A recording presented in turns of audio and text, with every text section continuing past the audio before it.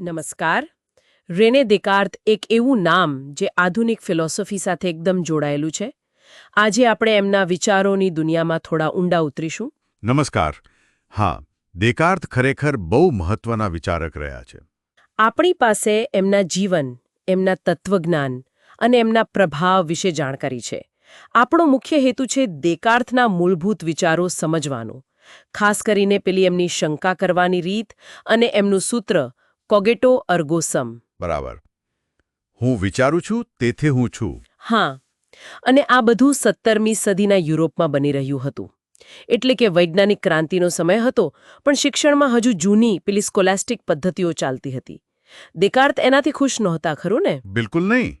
તમે જુઓ, એ સમયે ગેલિલિયો, કેપ્લર જેવા લોકો બ્રહ્માંડ વિશેની સદીઓ જૂની માન્યતાઓ બદલી રહ્યા હતા. પણ યુનિવર્સિટીઓમાં હજુ એરિસ્ટોટલનું જ ચાલતું હતું. બધું ઘોખણપટ્ટી જેવું.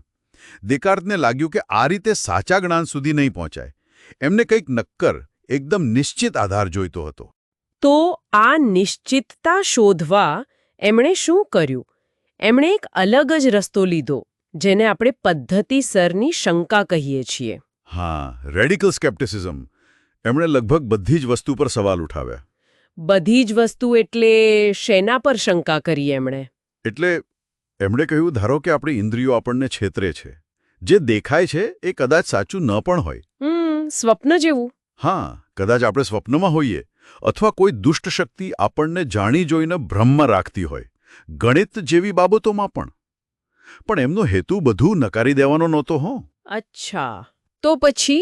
એમનો હેતુ હતો એવા સત્ય સુધી પહોંચવાનો, જેના પર સહેજ પણ શંકા ન થઈ શકે.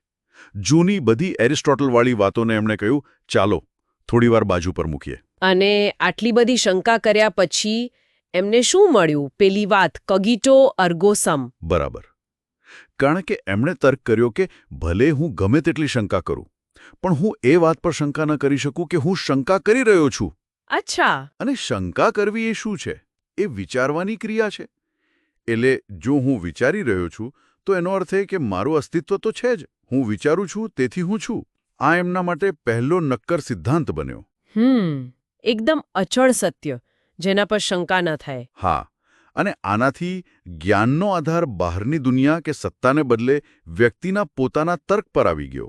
આ સમજાયો કે હું છું કારણ કે હું વિચારું છું, પણ પોતાના અસ્તિત્વની ખાતરી થયા પછી બાકીની દુનિયા, બીજા સત્યો, એ બધાની ખાતરી કઈ રીતે મળે?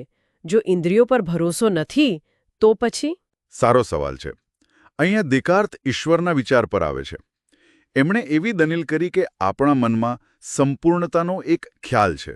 સંપૂર્ણતા એટલે? પરફેક્શન. હા, પરફેક્શન. હવે આપણે પોતે તો અપૂર્ણ છીએ, તો આ સંપૂર્ણતાનો વિચાર આપણા મનમાં આવ્યો ક્યાંથી? એ આપણે જાતે તો પેદા ન કરી શકીએ. એટલે એ જરૂર કોઈ સંપૂર્ણ અસ્તિત્વ, મતલબ કે ઈશ્વર, દ્વારા જ આપણા મનમાં મુકાયો હોવો જોઈએ.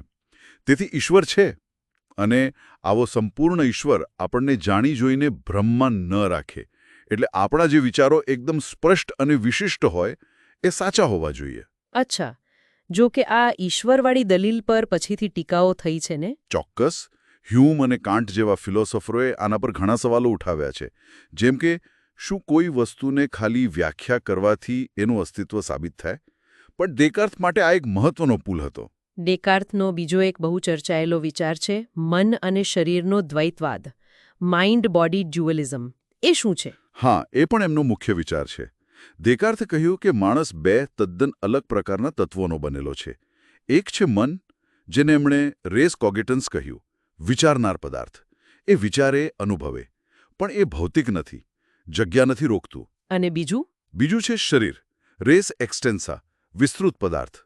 આ ભૌતિક છે, યંત્ર જેવું છે, જગ્યા રોકે છે અને ભૌતિક નિયમોથી ચાલે છે.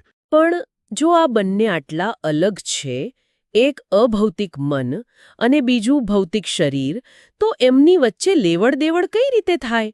મતલબ, હું વિચારું કે મારે હાથ ઊંચો કરવો છે અને શરીર એ કરે છે. આ કનેક્શન કઈ રીતે બને? આ જ તો મોટો સવાલ છે. એને ઇન્ટરેક્શન પ્રોબ્લેમ કહેવાય છે. દેકાર્તે પોતે પેલી મગજમાં રહેલી પીનિયલ ગ્રંથિનો ઉલ્લેખ કર્યો હતો કે કદાચ ત્યાં આ જોડાણ થાય છે. પીનિયલ ગ્લેન્ડ. હા, પણ એ સમજૂતી, સાચું કહું તો, બહુ સ્વીકારાઈ નથી. સ્પિનોઝા, લાઇબનીઝ જેવા બીજા ફિલોસોફરોએ આ દ્વૈતવાદ સામે અલગ વિચારો રજૂ કર્યા છે. ફિલોસોફી સિવાય વિજ્ઞાન અને ગણિતમાં પણ દેકાર્તનું યોગદાન મોટું ગણાય છે, બરાબર ને? અરે બહુ જ મોટું. એમણે કાર્ટેશિયન ભૂમિતિ આપી, પેલી XY અક્ષવાળી સિસ્ટમ.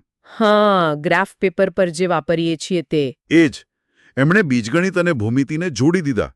એનાથી ભૌમિતિક આકારોને સમીકરણથી અને સમીકરણોને આલેખથી સમજવાનું શક્ય બન્યું. આ તો ક્રાંતિ હતી વિજ્ઞાન માટે. અચ્છા. અને એમણે બ્રહ્માંડને પણ એક મોટા મશીન તરીકે જોયું, જે ભૌતિક નિયમોથી ચાલે છે. પ્રકાશના વક્રીભવન પર, ગતિના નિયમો પર પણ એમણે કામ કર્યું, જેણે પછી ન્યૂટન જેવા વૈજ્ઞાનિકો માટે રસ્તો બનાવ્યો. તો ટૂંકમાં કહીએ તો દેકાર્તે શંકાથી શરૂઆત કરી.